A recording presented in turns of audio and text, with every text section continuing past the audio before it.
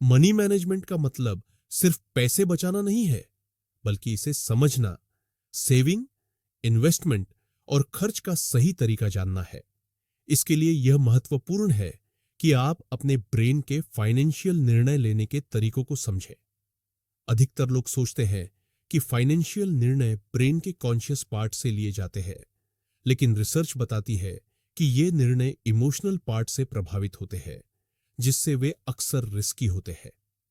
Loss aversion यानी नुकसान का डर एक प्रमुख इमोशनल प्रॉब्लम है जो फाइनेंशियल आजादी में बाधा डालती है। इस डर से बचने के लिए हम अक्सर बिना सोच विचार के फैसले लेते हैं जो लॉजिकल नहीं होते। इन समस्याओं को कम करने के लिए सबसे पहले उन्हें समझना जरूरी है, लेकिन सिर्फ जानकारी होना काफी नहीं है। कारगर तरीका है कि आप अपनी बुरी आदतों को बदलें। उदाहरण के लिए, जब एक सीईओ को बोनस मिलता है तो वह उसे चेकिंग अकाउंट में डाल देता है, जिससे वह जल्द ही उसे खर्च कर देगा। समझदारी का कदम यह होगा कि बोनस को सेविंग अकाउंट में डाला जाए। इससे खर्च करने में देरी होगी, जिससे सीईओ अपने फैसले पर पुनर्विचार कर सकेगा। इसी तरह बड़े वित्तीय निर्णय लेने से पहले कुछ दिन सोचने से आप गलतियां करने से बच सकते हैं। अब जब हम समझ गए हैं कि हमारे फाइनेंशियल फैसलों के पीछे इमोशनल कारण होते हैं, तो हम उन्हें बदल सकते हैं।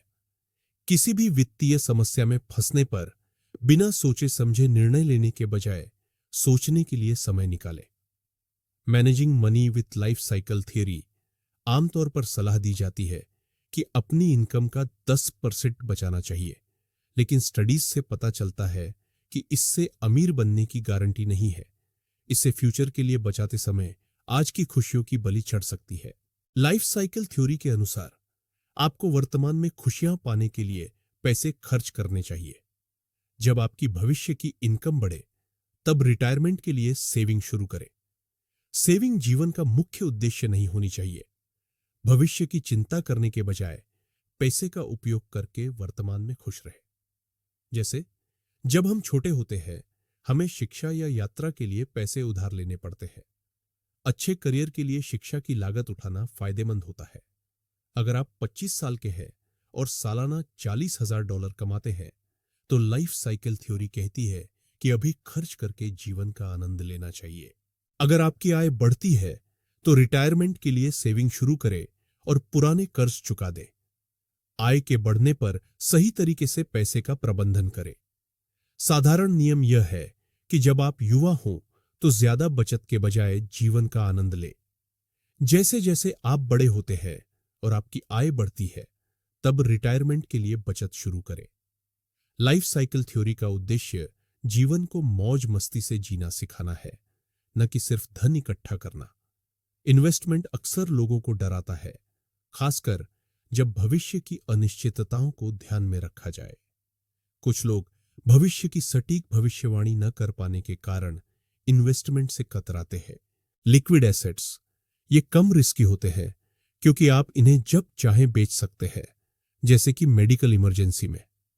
हालांकि लिक्विड एसेट्स की वैल्यू समय के साथ बढ़ती नहीं है, लेकिन ये जल्दी पैसे में बदल सकते हैं।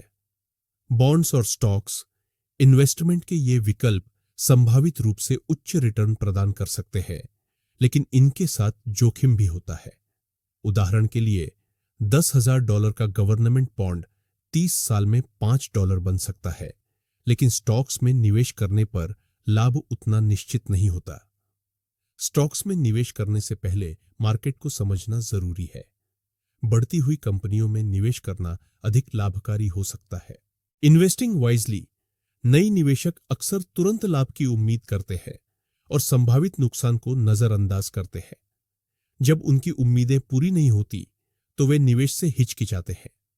एक समझदार निवेशक के लिए डाइवर्सिफिकेशन महत्वपूर्ण है। लिक्विड एसेट्स और विभिन्न निवेशों में पैसे लगाना चाहिए।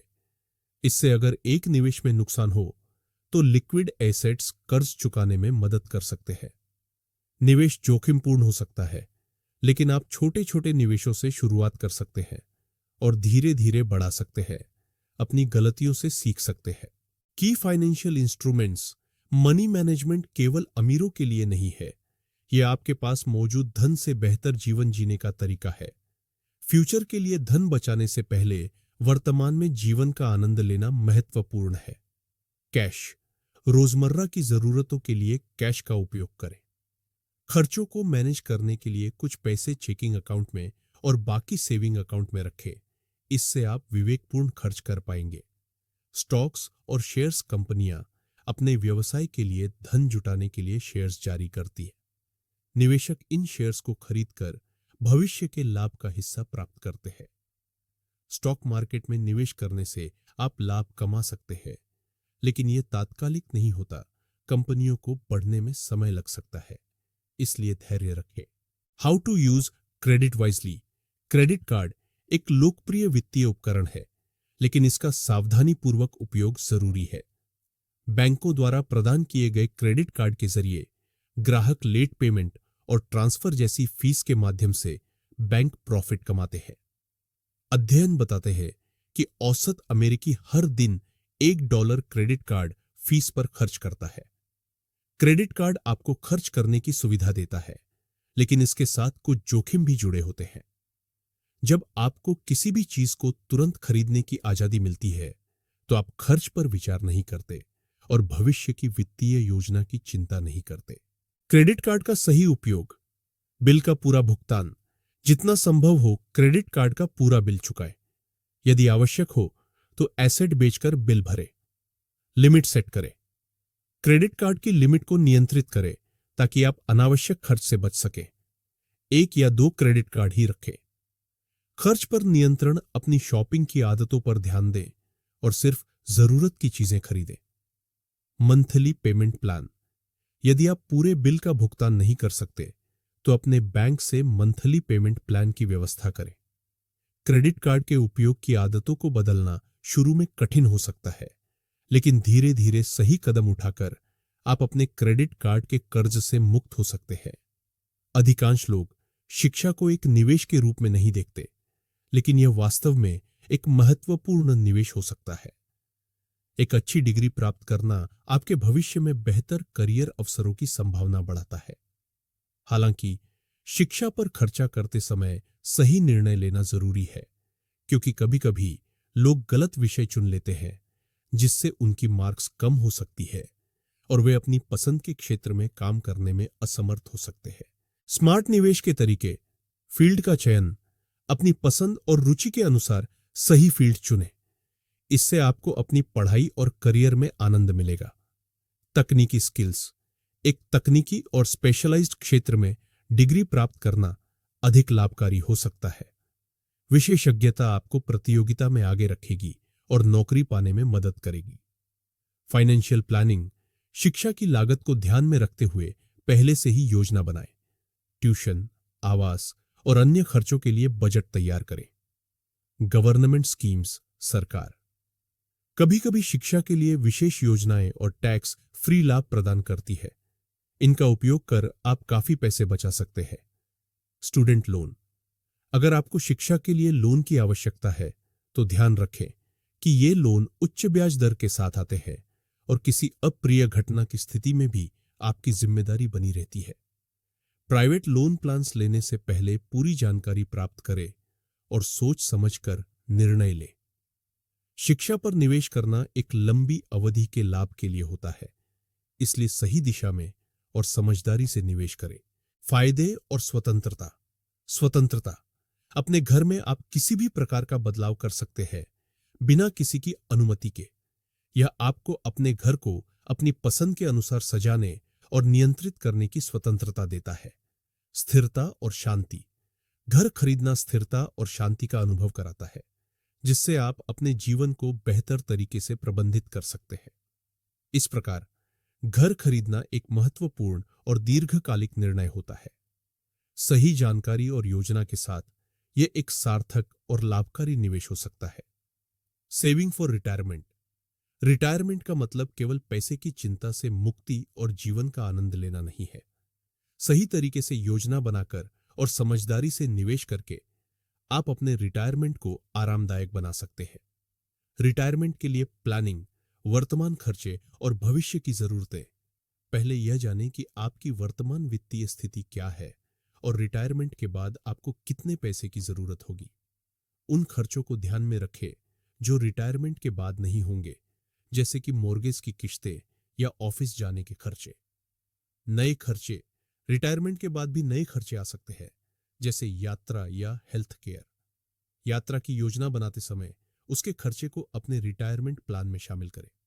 साथ ही भविष्य में स्वास्थ्य संबंधी खर्चे जैसे डॉक्टर की फीस और दवाइयों के लिए भी बचत करें। 4% नियम, यदि आप अभी अपनी इनकम से रिटायरमेंट के लिए बचत नहीं कर पा रहे हैं तो 4% नियम का पालन करें। इसके अनुसार अपनी सभी निवेशों के लाभ में से 4% को बचाएं। यह आपकी रिटायरमेंट के लिए पर्याप्त पैसा इकट्ठा करने में मदद करेगा। फाइनेंशियल प्लान तैयार करना, वर्तमान स्थिति का मूल्यांकन। अपने फाइनेंशियल प्लानिंग की शुरुआत अपनी वर्तमान वित्तीय स्थिति को समझने से करें। इसके लिए आपके पास 3 मुख्य डॉक्यूमेंट्स होने चाहिए। नेट वर्थ स्टेटमेंट, आपकी कुल संपत्ति और देनदारियों का ब्यौरा। बजट, आपकी मासिक आय और खर्चों का विवरण। रिटायरमेंट गोल्स, आपकी रिटायरमेंट के लिए निर्धारित लक्ष्यों और योजनाओं का विवरण। लंबे अवधि के गोल्स, अपने लॉन्ग टर्म गोल्स को प्राप्त करने के लिए अपनी वर्तमान स्थिति की जानकारी के आधार पर एक ठोस वित्तीय योजना तैयार करें। उदाहरण के लिए, यदि आप 65 साल की उम्र में रिटायर होना चाहते हैं तो आज से ही योजना बनाना शुरू करें और अपने वित्तीय लक्ष्यों को प्राप्त करने के लिए निरंतर प्रयास करें। रिटायरमेंट का आशीर्वाद और चुनौती। रिटायरमेंट एक आशीर्वाद हो सकता है अगर आपने सही समय पर सही योजना बनाई है। यह आपके वर्तमान वित्तीय निर्णयों पर निर्भर करता है। समझदारी से योजना बनाएं और अपने भविष्य को सुरक्षित करें। Saving for retirement cash flow statement banana, income और खर्चे अपने सभी इनकम रिसोर्सेस जैसे सैलरी, निवेश, लिक्विड एसेट्स और खर्चे फिक्स्ड जैसे मॉर्गेज और वेरिएबल जैसे कपड़े, खाना लिखें। पिछले 2-3 महीनों के बिल्स से पता करें कि आप कितनी इनकम और खर्च कर रहे हैं। फाइनेंशियल हेल्थ, अपनी इनकम से खर्चों को घटाएं। अगर आपकी इनकम खर्चों को कवर नहीं कर पा रही है तो समझें कि आप पैसे उधार ले रहे हैं। यदि अतिरिक्त पैसे बचते हैं तो उन्हें सेविंग्स में डालें। बजट बनाना, शॉर्ट और लॉन्ग टर्म गोल्स। एक बजट बनाएं जो अगले महीने के खर्चों की सीमा तय करता है। शॉर्ट टर्म गोल्स जैसे घर का भुगतान, वेकेशन और लॉन्ग टर्म गोल्स जैसे रिटायरमेंट के लिए बजट को तैयार करें। आदतें बदलना, यदि आप अत्यधिक शॉपिंग करते हैं तो खर्च को सीमित करने के लिए एक बजट बनाएं। क्रेडिट कार्ड या कैश लिमिट सेट करें और अधिक पैसे सेव करने के लिए खर्चों को कम करें। बैलेंस शीट बनाना, एसेट्स और लायबिलिटी, अपने सभी एसेट्स, लिक्विड और इन्वेस्टमेंट्स और लायबिलिटी, शॉर्ट टर्म और लॉन्ग टर्म खर्चे लिखें। इससे आपका नेटवर्थ पता चलेगा जो आपकी फाइनेंशियल हेल्थ का संकेतक है। नेटवर्थ एसेट्स और लायबिलिटी के बीच का अंतर आपकी नेटवर्थ को दर्शाता है। यह आपको बताएगा कि आप अपने फाइनेंशियल गोल्स के करीब हैं या नहीं। फाइनेंशियल प्लानर की मदद, यदि आप खुद फाइनेंशियल प्लान नहीं बना पा रहे हैं तो एक फाइनेंशियल प्लानर से मदद लें। वे आपको सही निर्णय लेने और निवेश की गलती से बचने में मदद कर सकते हैं। कंक्लूजन, स्मार्ट मैनेजमेंट, टाइम, पैसा और रिसोर्सेज का स्मार्ट मैनेजमेंट आवश्यक है। फाइनेंशियल डिसीजन इमोशनल डिसीजन से बचे और पैसे खर्च करने से पहले सोचे। लाइफ साइकिल थ्योरी, कम आय वाले समय में जीवन का आनंद लें और बढ़ती आय के साथ भविष्य के लिए बचत करें। इन्वेस्टमेंट्स, लिक्विड एसेट्स और स्टॉक्स में निवेश करें। फाइनेंशियल इंस्ट्रूमेंट्स, कैश और स्टॉक्स जैसे विभिन्न फाइनेंशियल इंस्ट्रूमेंट्स का उपयोग करें। Credit card control, credit cards के उपयोग को नियंत्रित करें और शॉपिंग की आदतें बदलें। एजुकेशन में निवेश करें जो आपके भविष्य के दरवाजे खोलता है। घर खरीदना वर्स रेंट, घर खरीदने का सही समय और उसके फायदे और नुकसान जानें। रिटायरमेंट प्लानिंग, एक ठोस रिटायरमेंट प्लान बनाएं ताकि आप आरामदायक रिटायरमेंट का आनंद ले सके। फाइनेंशियल प्लानिंग, अपने फ्यूचर गोल्स, नेटवर्थ और मंथली बजट को मैनेज करें। इस समरी में बताए गए लेसन्स को अपनाकर आप अपने फाइनेंशियल प्लान को बेहतर बना सकते हैं। यदि आपको यह प्रक्रिया कठिन लगती है तो एक प्रोफेशनल फाइनेंस प्लानर की मदद लें।